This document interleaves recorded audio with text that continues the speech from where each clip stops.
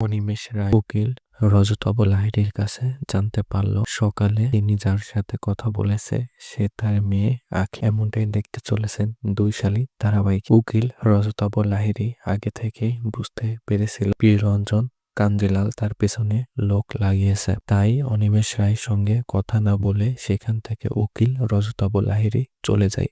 এরপর অনিমেষ রায় উকিল রজতব লাহিড়ীর জন্য অনেকক্ষণ অপেক্ষা করার পরে তাকে ফোন করে বলে ওঠে, তোমার সাথে এখন আমার দেখা করা যাবে না, কারণ রঞ্জন কাঞ্জিলাল আমার পিছনে লোক লাগিয়েছে। তখন অনিমেষ রায় বলে ওঠে, আমার তোমার সাথে দেখা করা খুব জরুরি ছিল, আমি আমার মেয়ের সন্ধান চাই তোমার কাছে। এই কথা শোনা মাত্রই উকিল রজতব লাহিড়ী জোরে জোরে হাসতে থাকে। তখন অনিমেষ রায় অবাক হয়ে প্রশ্ন করে, এমন কি বললাম তুমি হাসি ঠাট্টা করছো?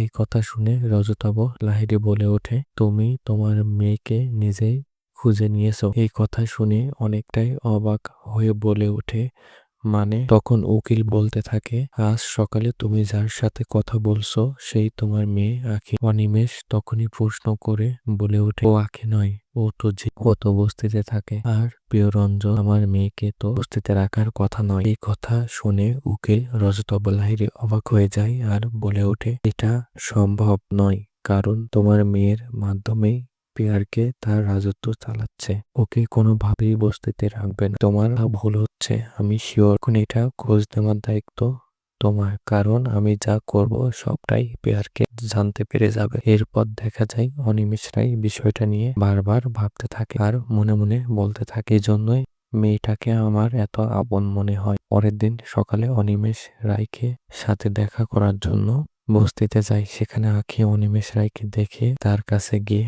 বাবা তুমি এখানে? আঁখির মুখে বাবা ডাক শুনে অপালক দৃষ্টিতে তার দিকে তাকিয়ে থাকে অনিমেষ রায়। এরপর দেখা যায় আড়ালে গিয়ে প্রশ্ন করে। অনিমেষ রায় বলে ওঠে, তোমার নাম কি আঁখি? এই কথা শুনে আঁখি চমকে ওঠে। এরপর সকল ঘটনা অনিমেষ রায়কে খুলে বলে। এখন অনিমেষ রায় আঁখির মুখে সকল কথা শোনার পরে আঁখিকে জড়িয়ে ধরে বলে ওঠে, মা আমি তোর আসল বাবা। অনিমেষ রায়ের কথা শুনে আঁখি অবাক হয়ে যায় আর অনিমেষ রায়ের দিকে তাকিয়ে তাকিয়ে আঁখির মুখে পিয়ারের অত্যাচারের কথাগুলো শুনে রেগে ওঠে। ওই পিয়ারকে ধ্বংস করব আমি খুব তাড়াতাড়ি। আমাকে ফাঁসিয়ে আমার মেয়েকে এতটা কষ্ট দিয়ে আমার সাম্রাজ্য নিয়ে ভোগ করছে, এটা আমি হতে দেব না। এরপর দেখা যায় আঁখি রুমের মধ্যে গিয়ে ঝিলিককে ফোন করে বলে ওঠে, ঝিলিক আমার বাবাকে খুঁজে পেয়েছি। তারপর সকল ঘটনা ঝিলিককে খুলে বলে। এই কথাগুলো শোনা মাত্র ঝিলিক অবাক হয়ে যায়। তারপর ঝিলিক আগে থেকে বলে ওঠে, এবার